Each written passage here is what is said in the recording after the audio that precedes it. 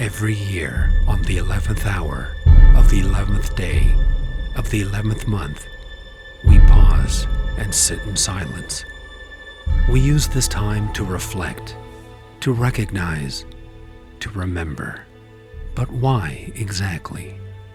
Is it to remember the wars fought so many years before most of us were even born?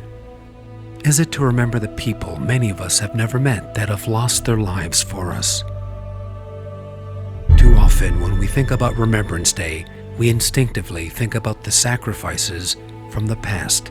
But this day is not just about the past. It's also about the present and the future.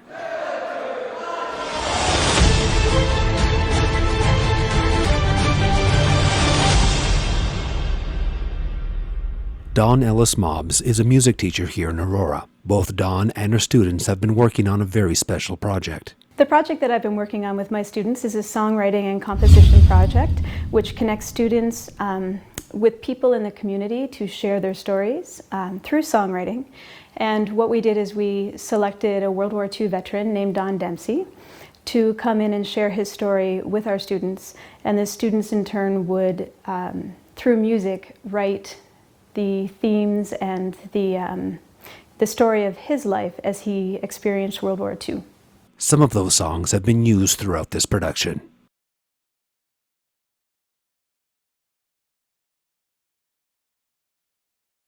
Alan Griffiths, at 102 years of age, he is one of Aurora's eldest World War II veterans and served in the Navy. The Germans were supplying iron ore to Germany, and Churchill wanted to stop it.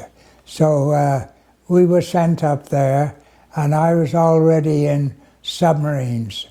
And we were up there laying the mines and stuff like that to prevent the cargoes going by ship to Germany. And it was a very, very dangerous task we had. And we were outgunned, outshot by aeroplanes, and we got hammered terrible, lost a lot of men. The rate of death in submarines is 98%. So only two of us survived on an average out of all the trips.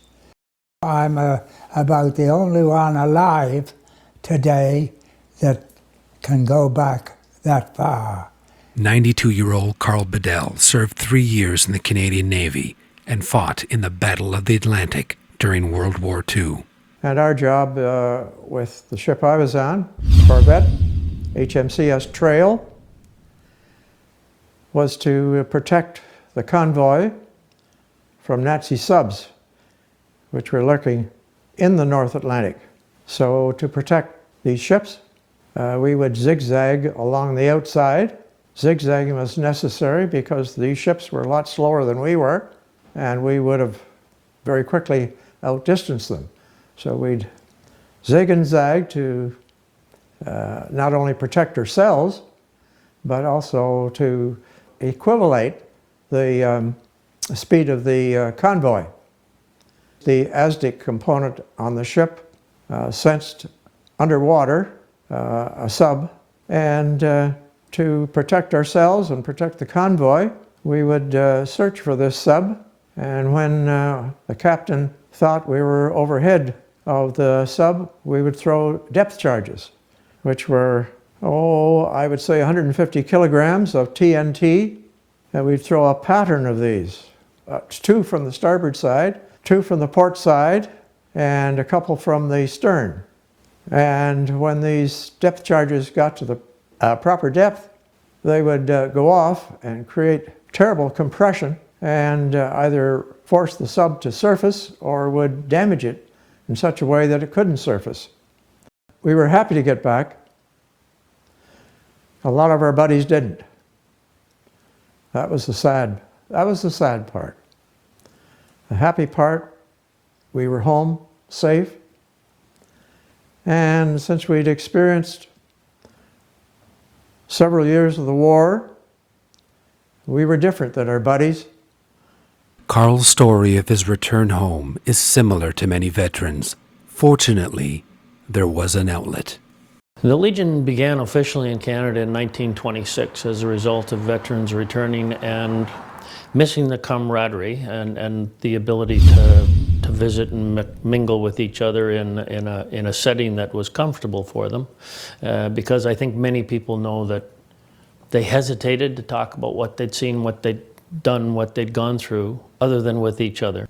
So having a social club in order to do that became a focus of them. And in 1926, the Legion began its formation here in Canada. The Aurora branch was formed in 1946. Subsequent to the Legion being formed, a second group within the Legion, known as the Ladies Auxiliary, who are so important to the well-being and welfare of the Legion, are the ladies that put on dinners and things like that for us. So they got their charter in 1950. So relatively we began hand in hand between 46 and 50. The Legion's focus is always to be there for the welfare, benefit, and help of veterans and their families, dependents, survivors. Although World War I was supposed to be the war to end all wars, sadly, many decades later, we're still fighting.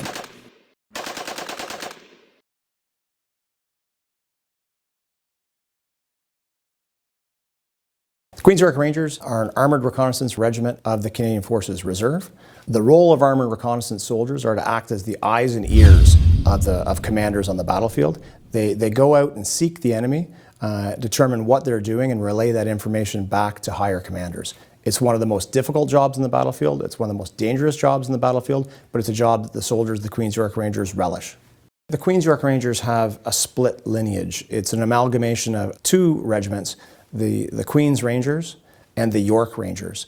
The York Rangers have a long history in the Aurora area, being first raised as militia over 200 years ago.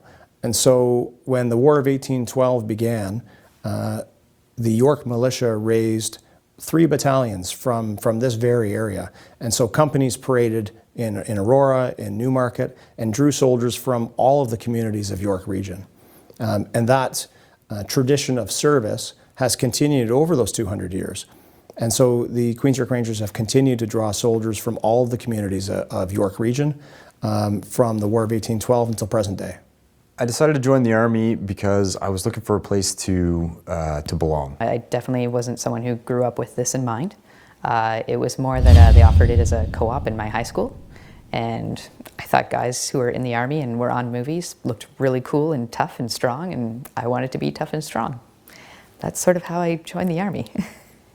I thought I knew what to expect, and I was totally wrong. It was a radically different environment from what you see in films, and it's one thing to see it in a movie, it's another thing to live it. I joined in '99. The military was not popular at that point. We were even kind of counseled that you may or may not want to wear your uniform to come into the co-op.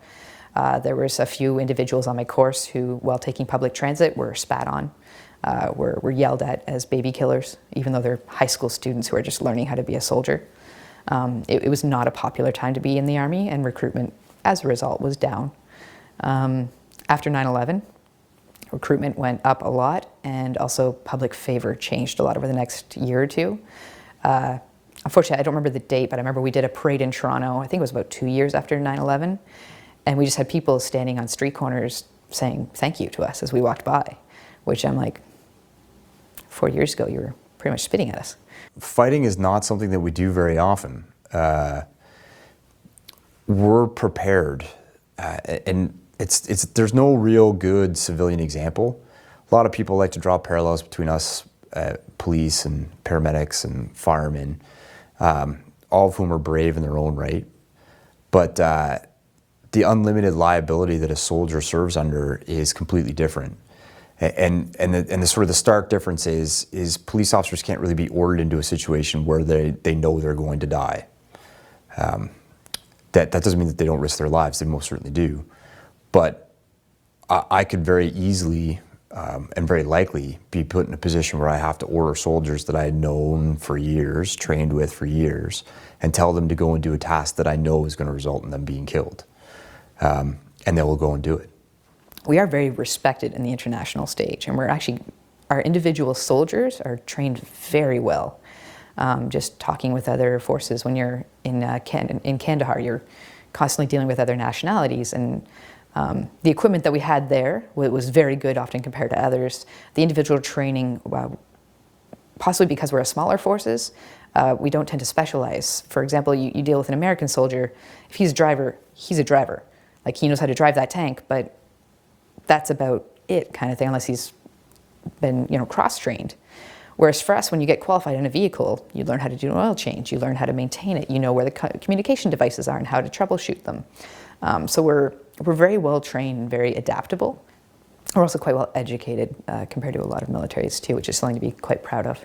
Paul Nichols served in the former Yugoslavia when he was a member of the Princess Patricia's Canadian Light Infantry. In 2015, he rode across Canada from his home in British Columbia on horseback to raise awareness of the difficulties some contemporary veterans face when returning home. Like, our troops have some demons, and it's community. It's your Remembrance Day service. When you come out and say thank you for your service and recognize a veteran for who he is, it's going to make the difference. And it's just one day a year. Maybe it should be more, but that one day a year, that's the one day where we understand that our service, the sacrifice, the hard work, the lost friends, like the long nights, the days away from home, the days being hungry, the days being tired, the days getting shot at, losing your friends, those are the days that we question. And that one day a year on Remembrance Day, when we get that thank you for your service, that's the day when those doubts melt away. I'm Carol Collier, and our son, Sapper Brian Collier, was enlisted in the Army in December of 2007. He chose the trade of engineering, a military engineer, and we're very proud to be in the Canadian Forces. My name is Donna Beek, and I'm the mother of Trooper Corey Joseph Hayes. He was killed in Afghanistan in March of 2009. It was July the 20th, and my husband and two of our daughters were away camping, and my older daughter and I were here at home, and we were going to go up north and go pick them up that day and have the day at the beach and then come home. And I could hear the doorbell ring at 5:30 in the morning, and I was hoping it was someone delivering flowers because it was actually my birthday. But I opened the door, and there was a chaplain and a sergeant at the door, and just by the look on their face, I just knew that's why they were at the door. So you kind of have an attitude of resignation right away, and they tell you immediately why they're there. They don't give you any time to even hope or think it's something else. They tell you he's been killed. They don't say it's an incident or it's about Brian. They immediately tell you Brian has been killed. Although they asked for Jim, because Brian's wishes were that his dad be the first to know, but Jim wasn't here. So. You want to get a phone call. That's the thing, you want to get a phone call because that means they're alive. The knock on the door is when you don't want to open the door. Our case was a bit different because we were serving at the time, and I was at work.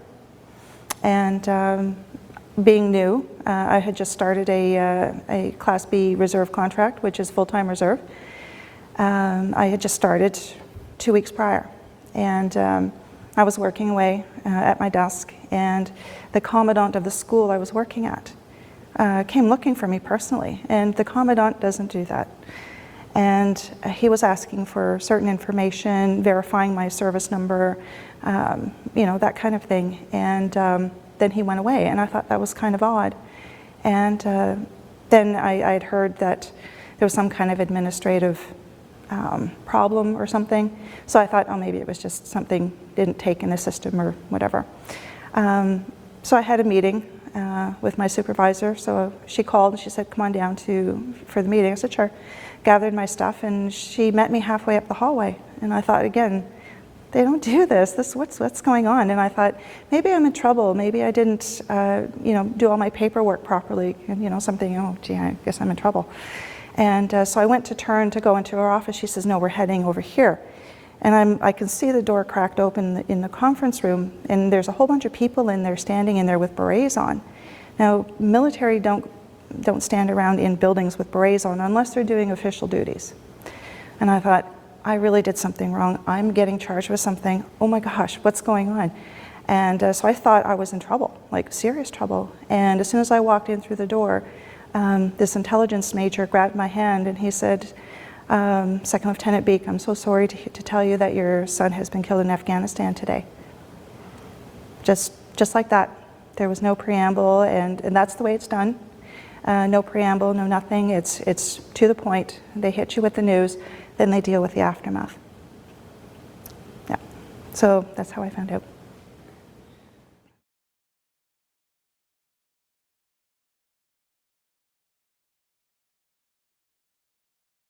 The Cadet Corps here in Aurora has been here for almost 50 years. We're celebrating our anniversary in a couple of years. The cadets join 12 to 18, both male and female.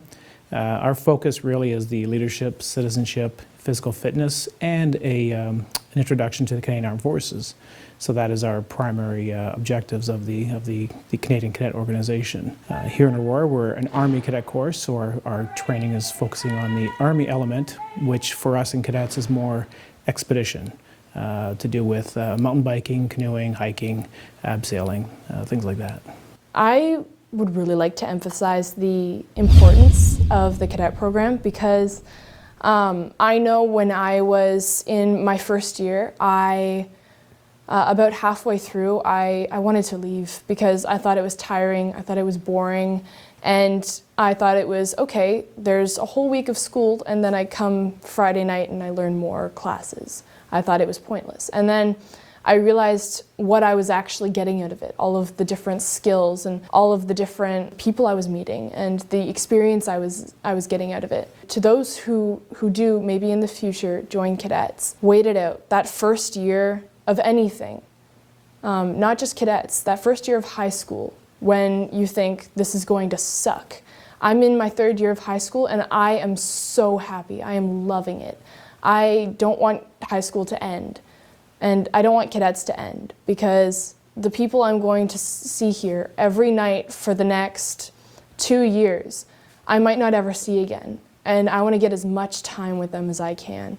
We have different activities ranging from learning about ground school, going on to flying gliders, doing drill team, band, sports, marksmanship, just a lot of different opportunities. We hope that our cadets will, if they do move into a life in the military, that the leadership skills that they've already have in their toolbox, that they can utilize them in a military career. So if we have cadets who go on to RMC, or if they join the reserve unit here in town, or any reserve unit, or go into the regular force in some other trade, we know that the skills, again, hard and soft skills they learned as a cadet, hopefully over a good 7-year career, can definitely be applied in the military. By training them for 7 years, I have a first-hand luxury of seeing what the future of Canada has. It's a bright future, it's certainly a talented future, and it's just amazing to understand and think of what these cadets will do in the future.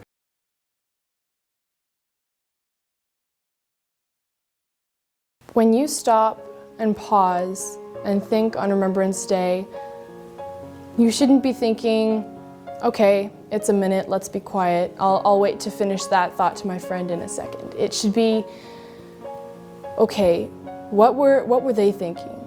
What were they going through? What were they scared of? Why did they think they had to do it?